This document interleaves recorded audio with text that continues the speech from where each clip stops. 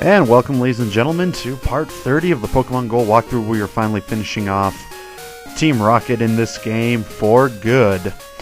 And it's gonna be a pretty short part. I really think it's only about 12 minutes long, which is, generally what I try and aim for. But again, trying to get certain themes done at a time.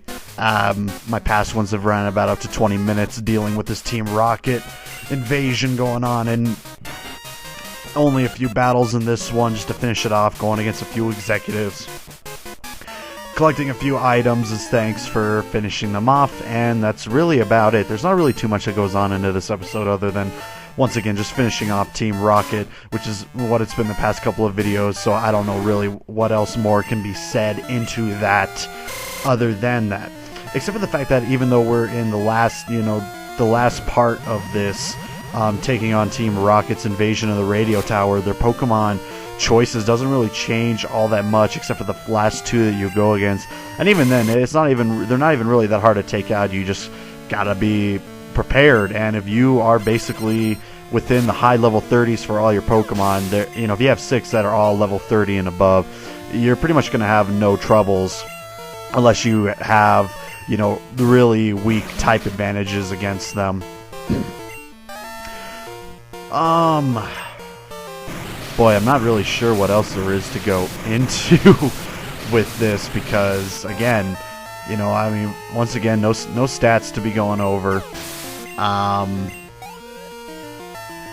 and it's basically just it's been the same thing for the past couple of videos. In fact, that's kind of what it's been for Pokemon period, is the same thing going over and over and over again, which is generally what Pokemon is.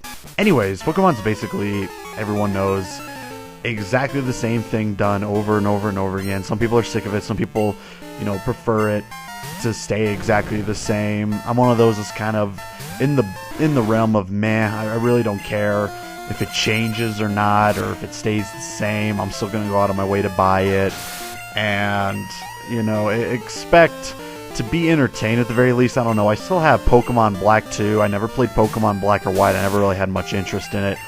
But Black 2 has been pretty fun so far, but it really hasn't been fun enough to the point where it's kept me engaged to keep on playing it. Like, I think I've only defeated up to 3 gyms, and I haven't touched it for at least about a good 6 months now, because there's just been other games that have been more appealing to me, and not that one. So, take that, if they're just little subtle things that they could change to make it a little bit more interesting. But as I take a look, because I'm desperate to find things to talk about, it looks like we have a couple new Pokemon in Generation 6, okay? Chespin's one we've already known about. What's Fletchling? Oh, this is the bird type. In fact, wow, are you serious? You know what, I almost get the feeling. Okay. So they just create, okay, so, if you're watching this and you didn't know, which I didn't know, apparently they came out with, I think it's 4 brand new Pokemon for Generation 6, and this first one I'm looking at, Fetchling, the flying type, it looks exactly the same as the one in Generation 5, except for smaller, and I'm not even kidding, it looks exactly the same. Goat is a grass type that's just basically, it looks like that deer thing with a grass around it, except for it's a goat, so again, very unoriginal. How the hell do you pronounce this? Well, an electric normal, not even just a straight up electric, an electric normal. It's called Helioptile. I don't know what to make of it. And then the last one here, Pancham, is basically a fighting type that's a panda bear. Yeah, I don't know. Generation 6 is still one that's kind of, I don't know what to think of it yet, other than in the hopes that if they're gonna make it where it's all 3D models, including the fighting just being 3D models, but nothing really else added into it, I don't know how much more. I mean, I'm still gonna go out of my way to obviously buy it and play it, maybe do a let's play of it. But, I don't know, I just do not see it I don't know. For me, it's going to be hard to top generations 1 and 2. A lot of people really dislike 3. I find it okay. A lot of people liked 4. I didn't really like 4 except for the remakes of Heart Gold and Soul Silver, and I already told you what I think about Black and White and Black and White 2 goes. But I don't know. If really just coming out with new Pokemon and really coming up with nothing other than that, other than new fighting event types, I really have no idea what Nintendo and Game Freak are going to be doing to make it any more appealing to the older and the newer generations. I mean, even the newer generations are going to, it's not like, especially if they went out of the way to play the earlier ones first, just seeing the exact same thing done constantly, it's just going to keep getting old.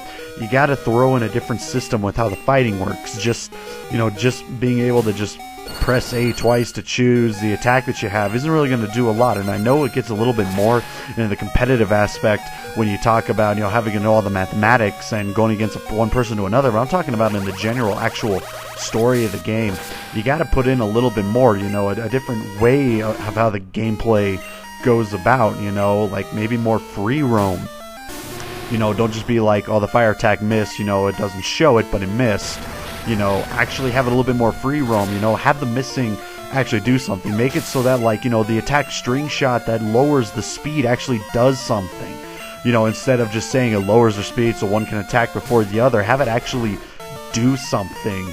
As far as like kind of like how the anime goes. I think the best, because I'm not. Everyone knows that watches me knows that I'm not really that big into the anime, but I mean, I still recall a couple of episodes from when I saw it randomly on when I was a kid, and one that always comes to mind is when Ash goes against Bugsy, the Bug-type gym leader, and tries using Cyndaquil, and when it's going against, I can't remember if it was a Caterpie or a Metapod, but he used a String Shot, and what String Shot did was it wrapped around them, basically slowing them down, but also keeping them in one area for a free hit, making it a little bit more free roam like that, make it feel a little bit more like you're actually doing something. Okay, not just calling out the attacks and seeing them done, but let's see the Pokemon actually run around, if they get hit with certain attacks, that'll like make it easier for them to be able to get hit, have something like Fly be more than just an attack, make it an effective thing where if you only have a ground Pokemon, you're going to fly Pokemon, it's going to be a little bit harder to hit them because they're going to be more evasive in the air, give us something like that. If you can give us something like that to make the gameplay a little bit more exciting, not only is it going to help keep the older generation invested and also bring us some of the more newer generation more invested into it, but it'll just make it a little bit more exciting. And by God, I mean, the number of like, where am I going with this? The number of just like not only awards you can be making, but the amount of people that are not even into Pokemon that'll suddenly be into Pokemon. I think one of my favorite things that I've seen is when people show like a picture of a Pokemon and then shows a picture of Skyrim and said the greatest thing ever if these two would be put together, and it's totally true. I mean, not just so much like having Pokemon with that kind of graphics, but more like having Pokemon with that kind of gameplay mechanics. You could really impress a lot of people, even the ones that really don't know or even care about Pokemon would be able to get more invested into it because you brought in a new type of gameplay schematic that can work for everybody, not just the usual RPG click and click types. You got to be able to go out there and make a lot of people invested in you, and obviously, in order for this to happen, a lot of people would have to not be invested to begin with. I mean, Nintendo knows that they're going to be making a big sale for Pokemon no matter what they do with it. And they, it can be just like Madden or Call of Duty, they know that they can put in as little, not saying that they're putting in little efforts to Pokemon, but at the same time, it just feels like there's more potential into it than they're bringing along. Kind of like I said, kind of like with Madden and Call of Duty, how it feels like every single year it's the exact same thing with the roster update. Pokemon's the exact same thing with the roster update as well, They'll throw in a new thing, like with Madden, you'll have a couple juke moves, whereas, this one will probably have you hold up to 2 items instead of just 1 for your Pokemon. Call of Duty, has a new ranking system, and, the newer generation of Pokemon gives you the ability to do Wi-Fi battles with people all over the world, but it doesn't really add anything extremely spectacular, kind of like how Fallout 3 went from a, top-to-down style of play to a first person, you see this, Bethesda really went out of their way to take it and make it into this big 3D giant world that you could explore in Fallout 3, as opposed to the other Fallout games, which were more top down and were still as fun, but didn't feel quite as epic as being able to see it from a 3D perspective. If we can get the same thing done within Pokemon, I mean, my God, the amount of, just how awesome could that be, And again, it's not something I'm really holding my breath for. I guarantee it's probably not going to be something we're going to be seeing for a while, because Pokemon's been out since, it's been, I don't even know how old it is. It's damn near at least 20 years old. And it's still been the exact same thing, just with updated graphics. And there's, to someone like me, there's only so much that can stay appealing before it becomes, I'm just buying it to have it, but I'm not going to have any interest in it. And when I say buy to have it, I mean, I'm not talking about first release buy. I'm talking about, let's wait till it lowers down to like maybe $20, and I'll probably go out on my way to get it, And again, I'm not holding my breath, but people like me, we can keep our hopes set high, and something brand new and extremely exciting would finally come out. Maybe one day it will. How old I'll be when that happens, I'm not exactly sure, but we'll see. But anyways, that's going to be the end of part 30, because we are done with Team Rocket. I'm pretty sure what's up next is going to be more exploring. I'm not sure if I'm going to go straight to and try and tackle the gym first, or if I'm going to do a lot of exploring first, and I'll figure that out within the next video part, so I'll see you guys then.